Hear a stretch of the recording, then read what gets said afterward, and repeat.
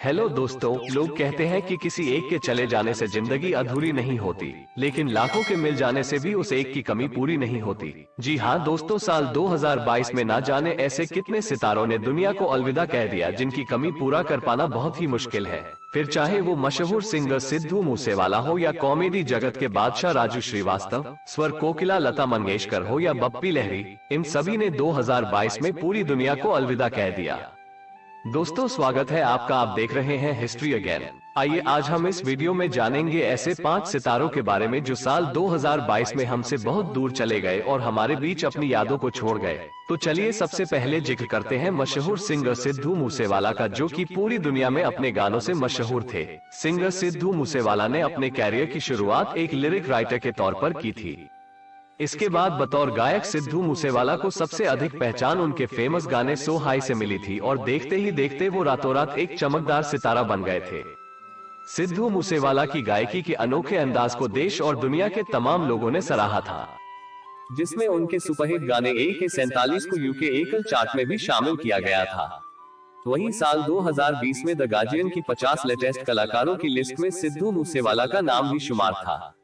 लेकिन इन तमाम उपलब्धियों के बाद 29 मई साल 2022 को वो दिन आया जब पंजाब के जिले में कुछ हमलावरों ने मिलकर पहले तो उनकी कार को रोका और फिर उन पर गोलियां बरसाना शुरू कर दिया, जिसकी वजह से 29 साल की उम्र में ही सिद्धूवाला की मौत हो गई, जो कि उनके करोड़ों फैंस के लिए किसी सदमे से कम नहीं थी। और अब जिक्र करते हैं उनकी, जिनका ये कहना था कि जिसकी मस्ती जिंदा है उसकी हस्ती जिंदा है। कॉमेडी किंग राजू श्रीवास्तव और सत्य प्रकाश श्रीवास्तव, जो कि एक लोकप्रिय स्टैंड अप कॉमेडियन, एक अभिनेता और एक राजनेता थे, उन्होंने अपनी कॉमेडी से लोगों के बीच में एक बड़ा मुकाम हासिल किया था। बतौर कॉमेडियन उन्हें सबसे ज्यादा पहचान स्टार के एक show the great Indian laughter challenge से मिली थी। हालांकि राजू इस शो में सेकंड रनअप थे, लेकिन उनके किरदार गजोधर भैया ने दर्शकों के दिलों में खास जगह बना ली थी। बस उसके बाद उन्होंने कभी भी पीछे मुड़कर नहीं देखा, फिर चाहे वो कॉमेडी सकस हो या कॉमेडी नाइट्स विद कपिल। हर शो में गजोधर भैया ने अपनी कॉमेडी से लोगों को खूब हंसाया। हालांकि बतौर अभिनेता और राजनेता वो इतने कामयाब नहीं हो पाए, लेकिन बतौर कॉमेडियन उन्होंने लोगों के दिलों पर पूरी जिंदगी राज किया और फिर वो पल आया जब एक हंसाने वाला लोगों को रुला गया। जी हाँ दोस्तों, 52 साल की उम्र में राजू श्रीवास्तव जी को दिल का दौरा पड़ा, जिसके बाद उन्हें दिल्ली के एम्स में भर्ती करवाया गया, जहाँ मौत और जिंदगी की जंग लड़ते हुए राजू श्रीवास्तव 21 सितम्बर 2022 को हमें छोड़कर चले गए। तो चलिए अब बात करते हैं कॉलेज के दिनों के हमारे फेवरेट गानों को गाने वाले के यानी कि कृष्ण कुमार कुन्नत की। अपनी सूफी आवाज से 1 करोड़ दिलों पर राज करने वाले के ने ऐसे ऐसे गाने गाए हैं जो कि दिलों को सीधे छू जाते हैं, जिसमें से खुदा जाने तू ही मेरी शब है, तड़प तड़प के और यारो दोस्ती जैसे गाने हमारी जुबान पर आज भी है, कल भी थे और हमेशा रहेंगे। इसके अलावा ओम शांति ओम, जन्नत, बचना है हसीनो जैसी कई हिट फिल्मों में उनके गाने लोगों को खूब पसंद आए थे। हर कोई के का दीवाना था और जब भी वो किसी कॉन्सर्ट में गाना गाने के लिए इंडिया के शहरों में पहुंचते थे तो लोगों की भीड़ उमड़ आती थी और फैंस की इसी दीवानगी की वजह से उन्होंने अपनी सिंगिंग करियर में ज्यादा से ज्यादा स्टेज शोज किए थे। लेकिन उन्हें ये नहीं पता था कि ऐसे ही किसी स्टेज शो पर गाते गाते वो अपनी जिंदगी को अलविदा कह देंगे। जी हाँ दोस्तों, 31 मई साल 2022 को कोलकाता के एक स्टेज शो के दौरान के गाना गाते हुए ही अचानक से हार्ट अटैक आ गया और 53 साल की उम्र में वो हमें छोड़कर चले गए।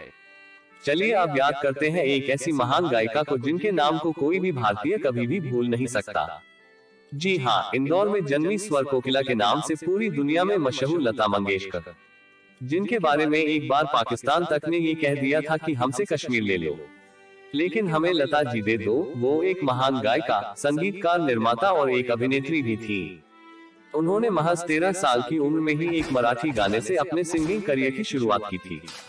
इसके बाद 1940 से 2020 के दशक तक उन्होंने कुल 14 भाषाओं में करीब 50,000 से ज्यादा गाने गाए थे, जिसके लिए उनका नाम Guinness book of world record में भी शुमार किया गया है।